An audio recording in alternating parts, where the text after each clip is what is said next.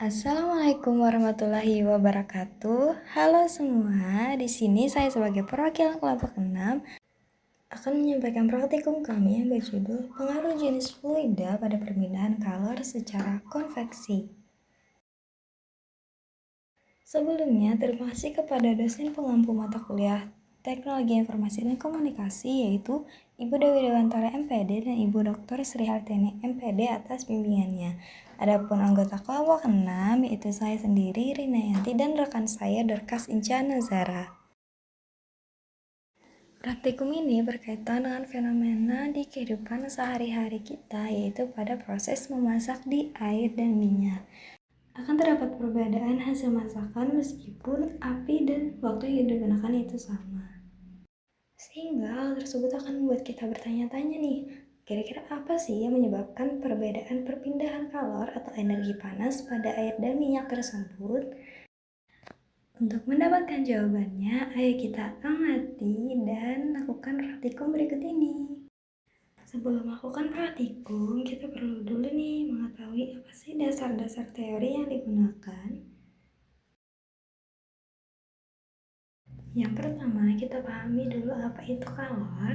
Jadi, kalor atau besaran Q adalah energi panas yang berpindah akibat adanya perpindahan suhu dengan satuan Joule, yang dimana persamaan kalor yang diterima atau dilepas suatu zat memenuhi persamaan Q sama dengan M dikali C dikali delta T, di mana Q adalah kalor terima atau lepas dengan satuan Joule, M adalah massa zat, C adalah kalor jenis, serta delta T adalah perubahan suhu zat tersebut. Kemudian, apa ya perpindahan kalor itu dan bagaimana cara kalor dapat berpindah? Jadi, perpindahan kalor adalah proses berpindahnya energi panas dari benda yang bersuhu tinggi ke benda bersuhu rendah.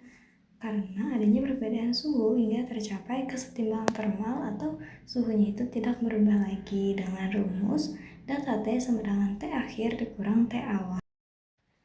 Nah, ternyata perbedaan kalor tadi dapat terjadi melalui 3 cara, yaitu melalui konduksi, konveksi, dan radiasi.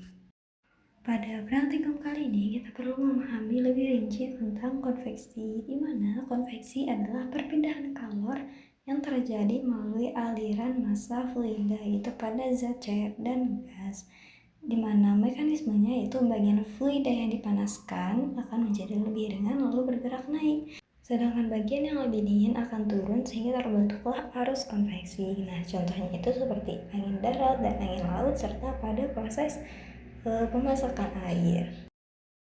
Kemudian kita beralih ke pemahaman tentang fluida, di mana fluida adalah zat yang dapat mengalir dan tidak memiliki bentuk tetap, sehingga selalu mengikuti bentuk wadah yang ditempatinya seperti zat cair dan zat gas, di mana dalam perpindahan kalor secara konveksi, fluida berperan sebagai media membawa energi panas melalui pergerakan zatnya. Nah, ternyata laju konveksi itu akan dipengaruhi oleh beberapa sifat fluida seperti massa jenis, viskositas, kalor jenis, dan konduktivitas termal. Adapun perbedaan sifat dari fluida yang paling mencolok yaitu adalah pada kalor jenis dan massa jenis zatnya, yang dimana nilai kalor jenis pada setiap fluida akan berbeda-beda. Massa jenis zat pada setiap fluida juga sudah memiliki ketetapannya sendiri dan bisa dipengaruhi oleh persamaan Rho sama dengan M per V, di mana Rho adalah massa jenis zat, M adalah massa, dan V adalah volume zat.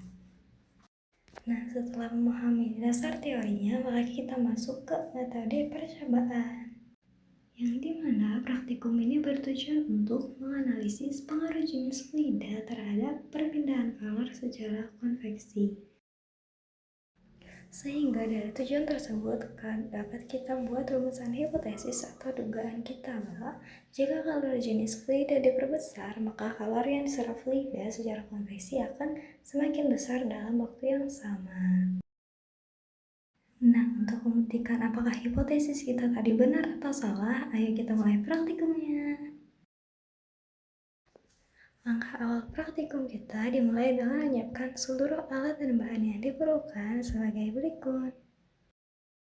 Alat pada praktikum kali ini, yang pertama ada kaki 3, ada kasa berabses, ada statif dan klem, ada pembakar spiritus, ada stopwatch, ada termometer, ada gelas dekor, ada air, ada minyak, ada pewarna makanan, dan terakhir ada korek api. Dari pemahaman sebelumnya, kita dapat menentukan variabel apa saja yang bisa kita manipulasi dan kita kontrol untuk mendapatkan respons yang diinginkan. Baru setelah itu kita masuk ke langkah kerja praktiknya.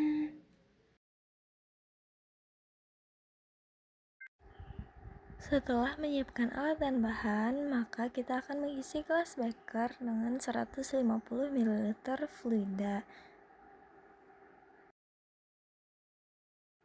yang dimana gelas beker pertama kita isi dengan air dan gelas beker kedua kita isi dengan minyak goreng.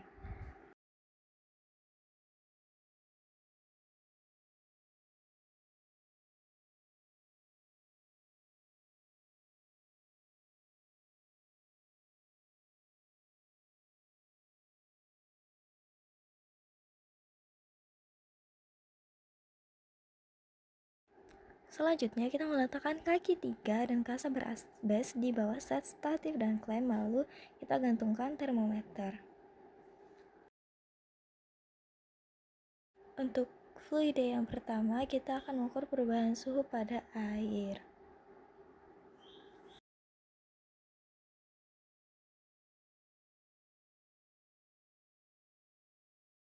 Kita nyalakan bunsen spiritus dan meletakkannya di bawah kaki 3 harus bersamaan dengan menyalakan stopwatch analog.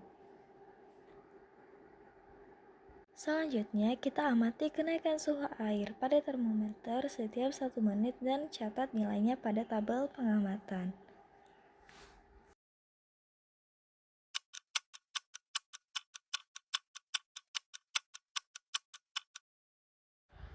Setelah 5 menit, jauhkan termometer dan teteskan pewarna makanan secukupnya pada air untuk mengamati arus konveksi yang terjadi.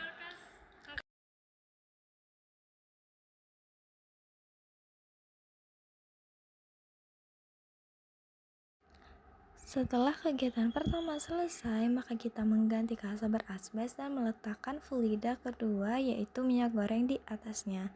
Kemudian kita gantungkan termometer untuk mengukur suhu minyak yang akan kita panaskan.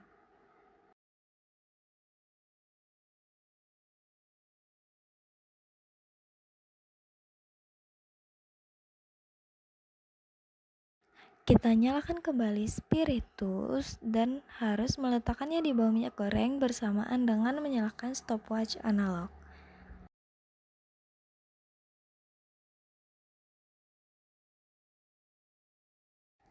Lalu kita amati perubahan suhu yang terjadi pada minyak goreng setiap 1 menitnya dalam waktu percobaan 5 menit.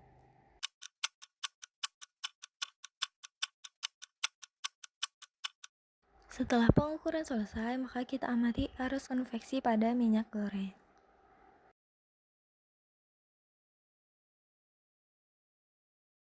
Setelah kita selesai merekap semua data, maka kita melakukan analisis untuk mendapat kesimpulan.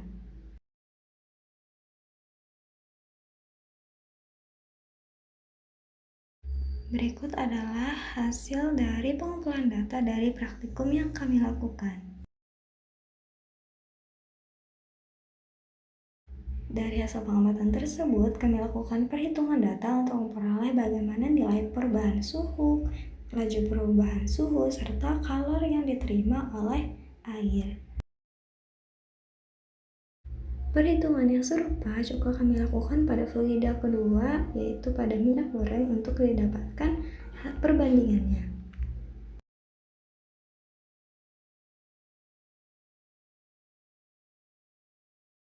Nah, dari perhitungan tadilah kami bisa akhirnya membuat grafik perbandingan suhu pada pemanasan dua jenis fluida, serta dapat membuat grafik perbandingan dari kalor serat pada kedua jenis fluida tersebut.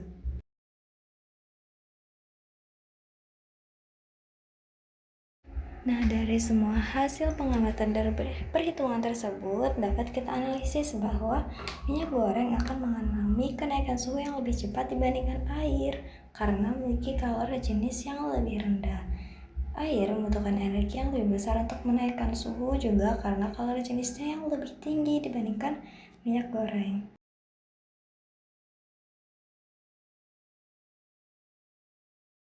Hal tersebut dapat dianalisis lebih mudah dengan melihat grafik suhu yang menunjukkan bahwa kurva minyak akan menjadi lebih curam dan tinggi dibandingkan air, yang menandakan bahwa laju kenaikan suhu pada minyak lebih besar.